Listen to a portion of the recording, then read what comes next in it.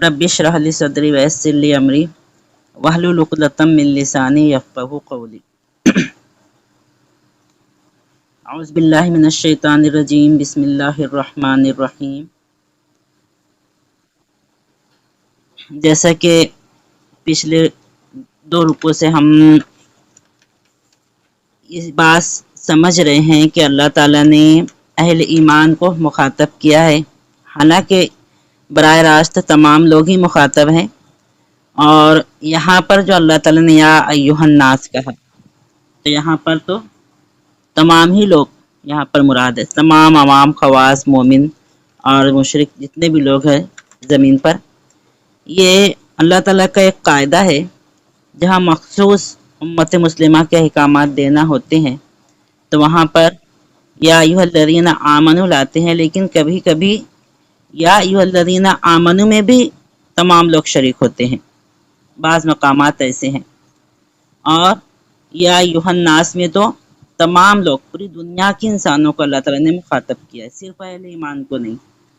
क्योंकि ऐसा नहीं है कि सिर्फ अहले ईमान को ये चीज़ें फॉलो करना है, बल्कि तमाम ही इंसानों को ईमान लाकर और फिर अल्लाह ताला के इन अहकामात की फर्माबरदारी इख्तियार करना है। तो अल्लाह ताला यहाँ पर इरशाद फरमा रहे हैं कि ऐ लोगों, तुम खाओ उन तमाम चीज़ों को जो कि ज़मीन में है, पाक और तय्यब, हलाल और पाक। जो हलाल और पाक चीज़ें हैं ज़मीन में, वो सब का सब खाओ।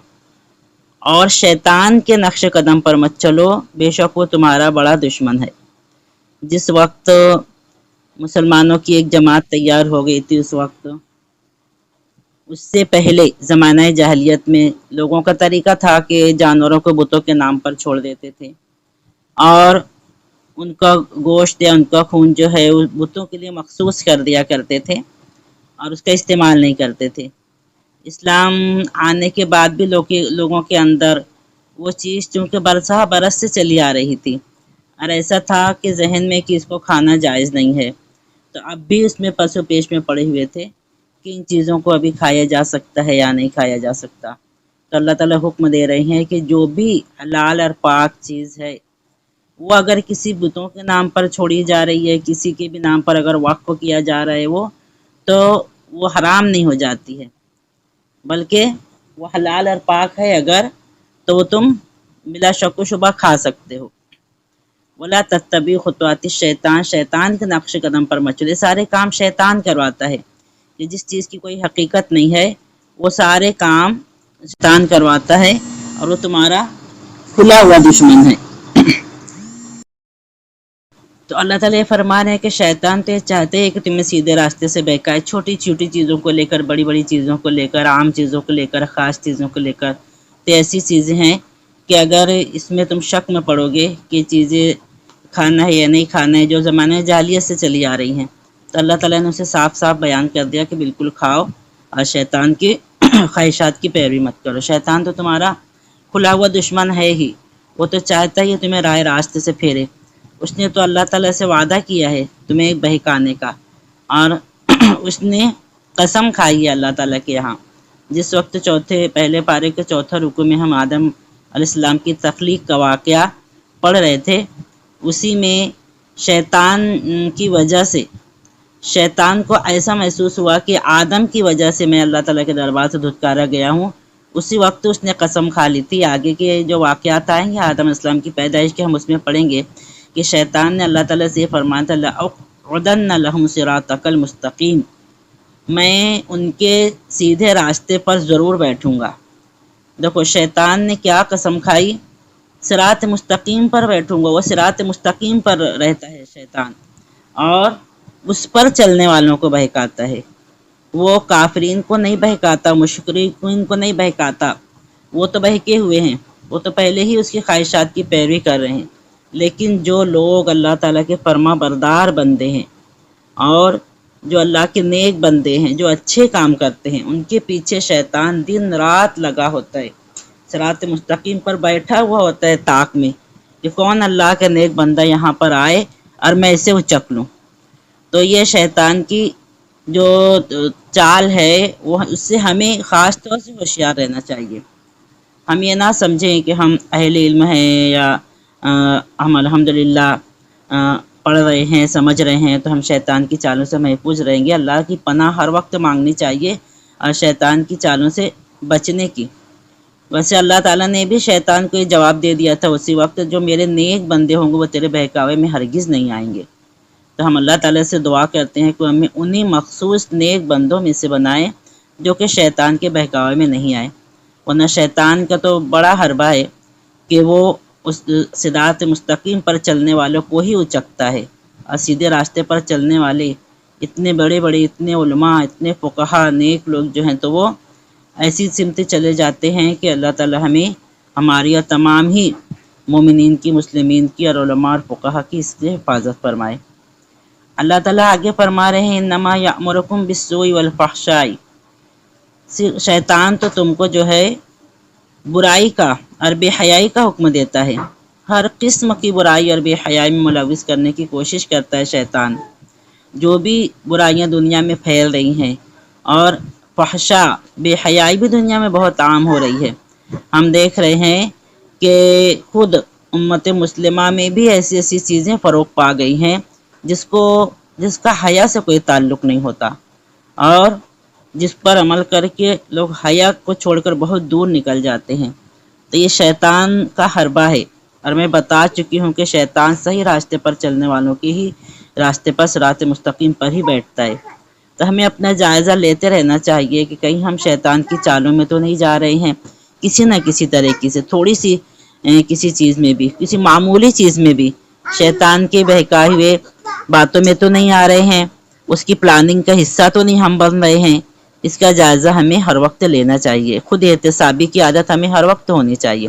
اگر ہم خود احتسابی کی عادت ڈالیں اور بلکہ دوسروں کو بھی اس کا پرمیشن دے کر رکھیں ہم، کہ ہمارے اندر کوئی ایسی بری چیز اگر تم کو نظر آئے تو ضرور اس کی اصلاح کرنے کی کوشش کرنا، نہ یہ کہ کوئی ہم کو بتائے تو ہم اس سے برا مان جائیں۔ المسلم میراۃ المسلم، مسلم مسلم کا آئینہ ہے، مومن مومن کا آئینہ ہے۔ جس طریقے سے ہم آئینہ اپنے گھر میں ضرور رکھتے ہیں یہ دیکھنے کے لیے کہ بھائی ہمارے چہرے پر کوئی داغ دھبا، کوئی کچھ ایسی چیز تو نہیں لگی ہے جو اسے ہم صاف کر لیں، اسی طریقے سے مومن بھی مومن کا آئینہ ہے۔ مومن کو آئینے کی طرح سامنے والے کی غلطیاں جو ہے تو بالکل بتانا ضروری ہے، اور ہم نہیں بتا رہے ہیں تو ہم بھی اللہ نہ کرے کہ اللہ تعالیٰ کے غضب کا نہ شکار ہو جائیں۔ اور اگر کوئی ہم کو بتا رہے اور ہم اس کا برا مان جائیں، آئینہ ہماری نشاندہی کرتا ہے چیزوں کو، تو ہم سوچتے ہیں چلو اچھا ہوا ہم دیکھ لیے، یہ چیز جو ہے تو صاف ہو گئی ہمارے چہرے سے۔ لیکن اگر کوئی اور یہ چیز بتا رہا ہے کہ بھئی تمہارے اندر یہ عیب ہے، یہ برائی ہے، اور ہم اس کے اوپر غصہ ہو جائیں، ہم یہ بولیں کہ تم ہم کو ہی کیوں کہہ رہے ہو، یہ ہمارے اندر کی بہت بڑی کمزوری ہوگی۔ اگر کوئی میں کہہ رہا ہوں کہ لوگوں کو اس بات کی اجازت دے کر رکھیں کہ اگر ہمارے اندر ذرہ برابر بھی کوئی ایسی چیز تم دیکھو تو تم ضرور ہمیں ٹوک دو، تاکہ ہماری اصلاح ہوتی رہے، ہم خود احتسابی بھی کرتے رہیں اور اپنی اصلاح بھی کرتے رہیں۔ اور ہر ایک کو یہ چاہیے کہ کوئی مومن بھائی یا بہن اگر اس کی اصلاح کرنے کی کوشش کر رہی ہے تو اس کا شکریہ ادا کرے۔ ہمیں بھی یہ چاہیے کہ ہم اس کا شکریہ ادا کریں، نہ یہ کہ اس کے اوپر ہمیں غصہ ہو۔ تو شیطان تو اس بات کا حکم دیتا ہی ہے، اور یہ بھی چاہتا ہے کہ تم اللہ تعالیٰ کے بارے میں ایسی باتیں کہو جو نہیں جانتے۔ یہ ساری چیزیں جو تھی، جو اہل عرب، آگے چل کے ہم تفصیل سے پڑھیں گے، بحیرہ، صائبہ، وسیلہ، حام، بہت سارے ایسے جانور ہوتے تھے، اونٹ ہوتے تھے، اونٹنیاں ہوتی تھی، جنہیں یہ لوگ بتوں کے نام پر وقف کر دیا کرتے تھے، ان کا کھانا، ان سے فائدہ اٹھانا، تمام چیزیں حرام سمجھتے تھے۔ تو یہ ایسی چیز ہے جو اللہ تعالیٰ کے بارے میں کہہ رہے ہیں، جو نہیں جانتے، جس کا علم نہیں ہے، اور یہ کہہ رہے ہیں کہ یہ چیزیں حرام ہے، گویا اللہ تعالیٰ کے اوپر افتراء پردازی ہو رہی ہے۔ اللہ تعالیٰ نے تو حرام نہیں فرمائی یہ چیزیں، خود سے ان چیزوں کو حرام کر کے اور اللہ تعالیٰ کے اوپر نعوذ باللہ الزام تراشی ہو رہی ہے۔ ان تقولوا علی اللہ ما لا تعلمون، جس کا علم نہیں وہ چیز اللہ تعالیٰ کی طرف کیوں منسوب کرتے ہو۔ وَإِذَا قِيلَ لَهُمُ اتَّبِعُوا مَا أَنزَلَ اللَّهُ، اور جب ان سے کہا جاتا کہ بھئی اس چیز کو مانو، اس چیز کی پیروی کرو جس کا حکم اللہ تعالیٰ دے رہے ہیں، جو اللہ تعالیٰ نے نازل فرمائی ہے، جو حق باتیں، جو احکامات، جو صحیح چیزیں، جو ہماری ہدایت کی چیزیں اللہ تعالیٰ نے نازل فرمائی ہے، تو اس کی پیروی کرو، اس کو مانو، اس پر عمل کرو۔ تو کیا کہتے ہیں، بل نتبع ما الفینا علیہ آبانا، بلکہ ہم تو اس چیز کی پیروی کرتے ہیں جس پر ہم اپنے باپ دادا کو پائے ہیں۔ اللہ تعالیٰ سوال فرما رہے ہیں، اولو کان آباؤہم لا یعقلون شیئا ولا یہتدون، کیا اگر ان کے باپ دادا کچھ سمجھتے نہیں تھے یا ہدایت پر نہیں تھے تو بھی یہ باپ دادا کے طریقوں پر چلتے رہیں گے؟ دیکھیے تیسرے رکوع کے شروع میں، یہ قرآن میں، یہ سورہ بقرہ کے ہی تیسرے رکوع کے شروع میں، یا ایھا الناس اعبدوا ربکم الذی خلقکم والذین من قبلکم، یہاں پر اللہ تعالیٰ نے واضح کر دیا کہ اللہ تعالیٰ نے تم کو بھی پیدا کیا ہے اور ان لوگوں کو بھی پیدا کیا جو تم سے پہلے تھے، تمہارے باپ دادا کو بھی رب نے ہی پیدا کیا ہے، اللہ رب العزت نے ہی پیدا کیا ہے۔ تو اگر کوئی غلط رسم رواج وہ مبتلا تھے، اور اب اگر اللہ تعالیٰ کی طرف سے ہدایت آئی ہے، وہ ہمیں صحیح چیز کی طرف بلا رہے ہیں، اس کے رسول اگر ہمیں صحیح بات بتا رہے ہیں، تو ہم اس پر ڈٹائی پہ قائم نہ رہیں کہ ہم نے تو اپنے باپ دادا کو ایسا ہی کرتے پائے۔ بلا شک و شبہ ہم کو اپنے باپ دادا سے بہت محبت ہوتی ہے، اور ان کا ایک ایک عمل ہمارے لیے جو ہے تو ہمارے ذہنوں پر نقش ہوتا ہے، تو اس کو ہم پوری طور سے فالو کرنے کی کوشش بھی کرتے ہیں۔ لیکن اب جب ہمارے پاس علم آ گیا، قرآن کی شکل میں، حدیث کی شکل میں، اللہ تعالیٰ کے فرمان کی شکل میں، نبی صلی اللہ علیہ وسلم کے فرمان کی شکل میں، تو اب ہم یہاں پر اپنے باپ دادا کی جو اعمال کو دلیل کے طور پر نہیں پیش کر سکتے۔ ہم اللہ تعالیٰ کے حکم کے، اپنے نبی کے حکم کے فرما بردار ہو جائیں گے۔ اگر اللہ تعالیٰ فرما رہے ہیں کہ میں بتائی کہ پچھلے رکوع میں بھی اللہ تعالیٰ نے یہ کہا کہ ان کو بھی تو اللہ ہی نے پیدا کیا ہے، اور اگر بالفرض و ہدایت پر نہیں تھے اور تم کو اللہ تعالیٰ ہدایت سے نواز رہے ہیں، تو تم ان کی پیروی، ان کے اعمال کو لے کر اس کو دلیل کے طور پر پیش مت کرو۔ ایسا مت کہو کہ نہیں ہم تو ہمارے باپ دادا کو یہی کرتے پائے تھے۔ اللہ تعالیٰ فرما رہے کہ اگر ان کو عقل نہیں تھا، شعور نہیں تھی، مطلب عقل شعور بولے تو سمجھ تو بہت تھا، لیکن اگر علم نہیں پہنچا تھا، علم کو مطلب سمجھ جو ہے وہ انہوں نے حاصل نہیں کی تھی کسی وجہ سے، اگر وہ ہدایت پر نہیں تھے تو اس وقت بھی ہم انہیں کی پیروی کرتے رہیں گے۔ ایسا نہیں ہے، اگر صحیح بات ہمارے پاس آتی ہے تو وہ خاندان در خاندان، نسل در نسل جو چیز ہمارے خاندان میں چلی آ رہی ہے، اگر اس کو غلط ہے تو ہم اس کا جائزہ لیں، اس پر غور و فکر کریں، اور اندھے بہروں کی طرح اسی پر ایمان نہ لاتے چلے جائیں۔ تو یہ اللہ تعالیٰ مطالبہ کر رہے ہیں ہم سے کہ اپنے باپ دادا کا عمل تمہارے لیے دلیل نہیں بن سکتا، اگر وہ غلط ہے تو پھر تو اس کو چھوڑنا ہے۔ اور اسی میں ہماری بھی بھلائی ہے، ہمارے باپ دادا کی بھی بھلائی ہے۔ اگر ہم وہ غلط، اگر بالفرض وہ کام غلط ہے ہم اس کو کرتے چلے آ رہے ہیں، تو جتنے لوگ کریں گے، ہماری نسلیں کریں گی، ان کا بھی جو ہوگا اگر گناہ ہوگا تو اللہ نہ کرے کہ ہمارے باپ دادا کو ملے گا، اور ہم یہ نہیں چاہتے۔ ہمیں بہت محبت ہے اپنے آبا و اجداد سے، ہم یہ نہیں چاہتے کہ اپنے نسلوں کے بھی جو گناہ ہے، اور اگر ہم ہمارے اعمال کی اصلاح کر لیتے ہیں تو ایسا ہو سکتا ہے کہ اسے اصلاح کرنے کی وجہ سے اور ہمارے دعا کرنے کی وجہ سے ان کے اعمال بھی اللہ تعالیٰ معاف فرما دے، اور انہیں بھی جو ہے تو اپنی رحمت کا مستحق بنا لے۔